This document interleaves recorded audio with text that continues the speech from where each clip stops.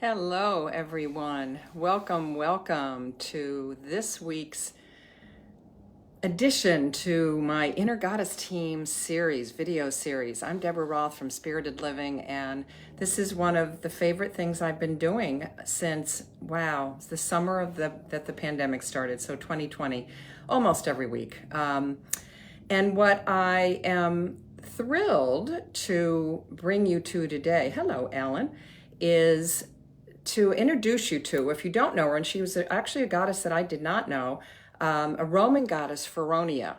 And I'll tell you a little bit about her in a minute. I just want to give you some context for what we do here each week. We are one of my big missions in the world through my coaching, even wedding ceremonies, everything that I do is about raising up the divine feminine and those qualities that, boy, our world so desperately needs now, of compassion and empathy and honoring our intuition, honoring our bodies, honoring nature. And so by calling on these various archetypes of the divine feminine, of these goddesses from literally cultures around the world. If you look on my YouTube channel, you'll see virtually every tradition represented there. And each week we do this, and sometimes I tie it in, as you'll hear in a minute, with Feronia. I tie it into an ancient festival that, in this case, that the Romans celebrated in her honor. Sometimes it's around a theme. Feronia is going to be a little bit of both.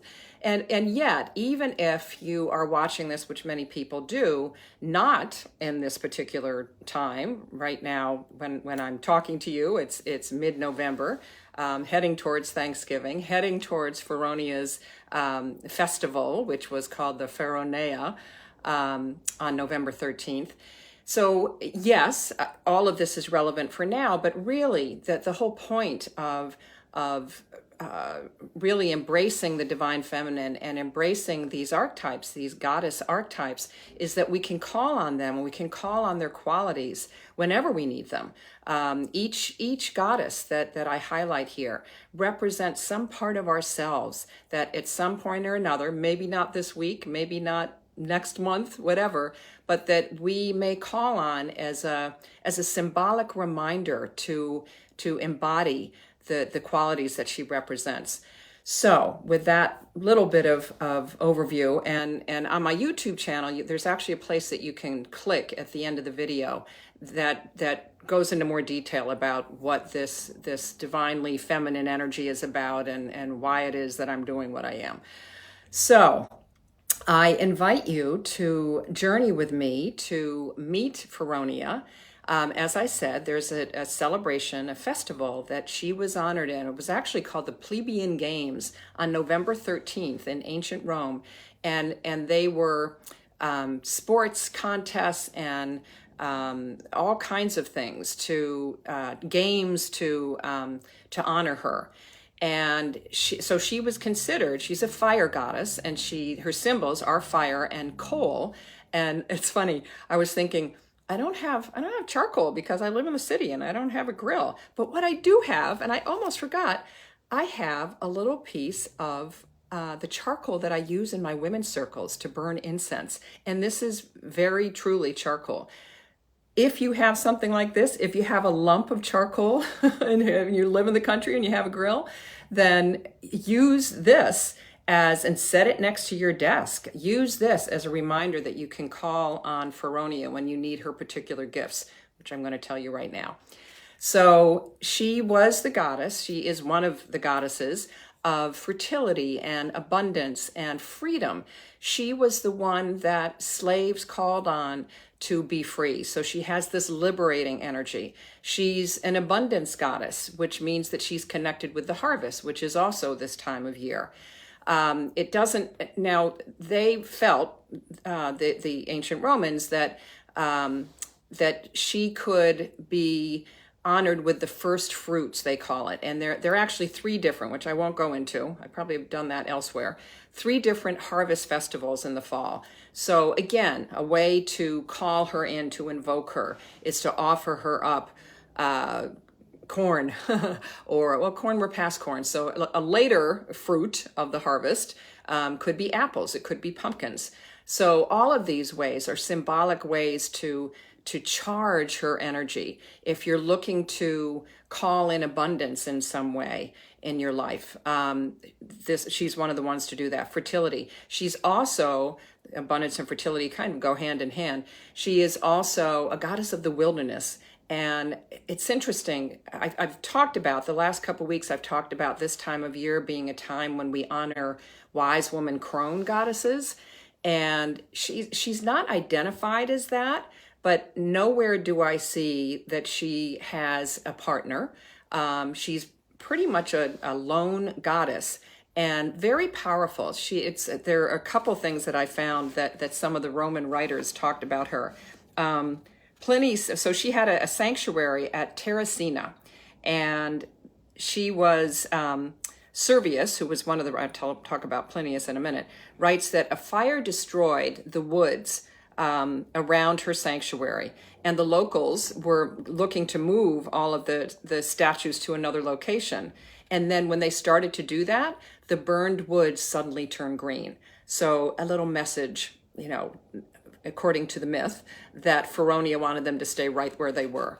Pliny talks about attempts at building towers in times of war between Terracina, where her sanctuary was, and nearby towns were continually destroyed by lightning. Feronia didn't want anything to do with the nearby, being a wilderness goddess, and also not in favor of war. She wanted nothing to do with the nearby towns, so she zapped any war towers that were being built with lightning.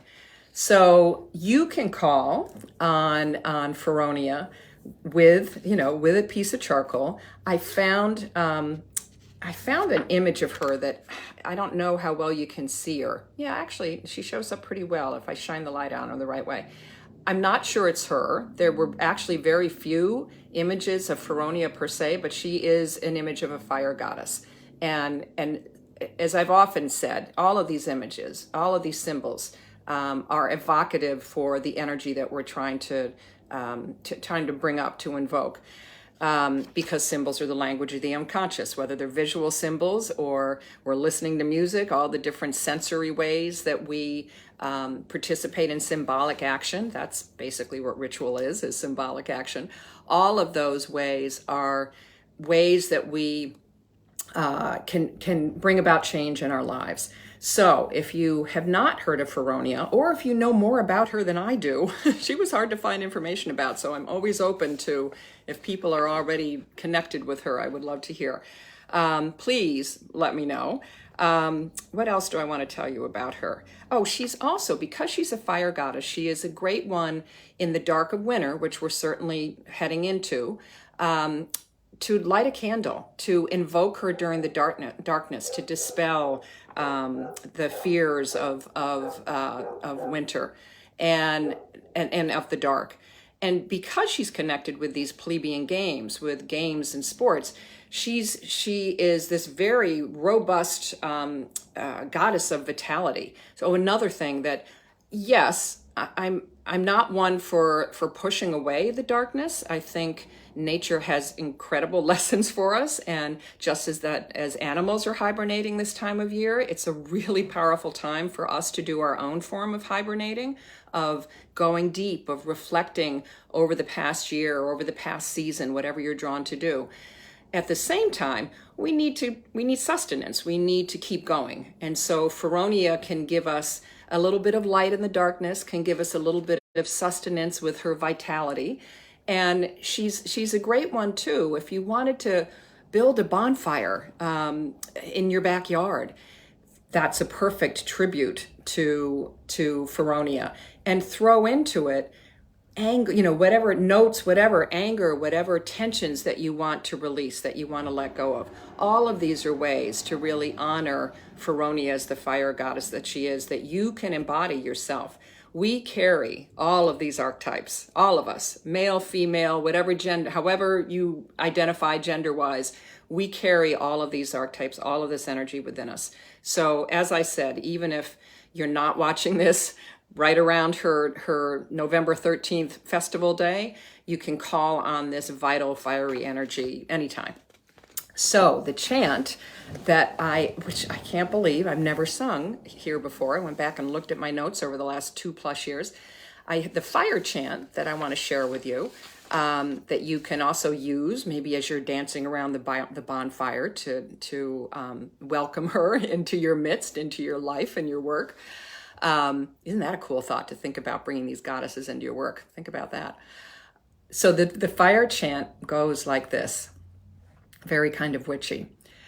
Chalice and flame, cauldron of change, we have the power to heal and reclaim. Chalice and flame, cauldron of change, we have the power to heal and reclaim.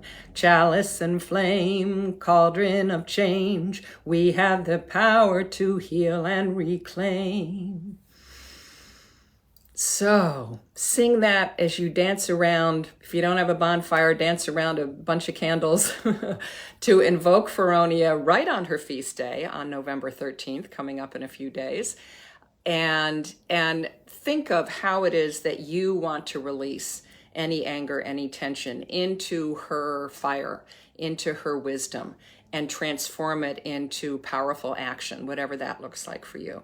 Thank you so much for joining me, and let me know how you play with Feronia this week. Namaste. Bye for now.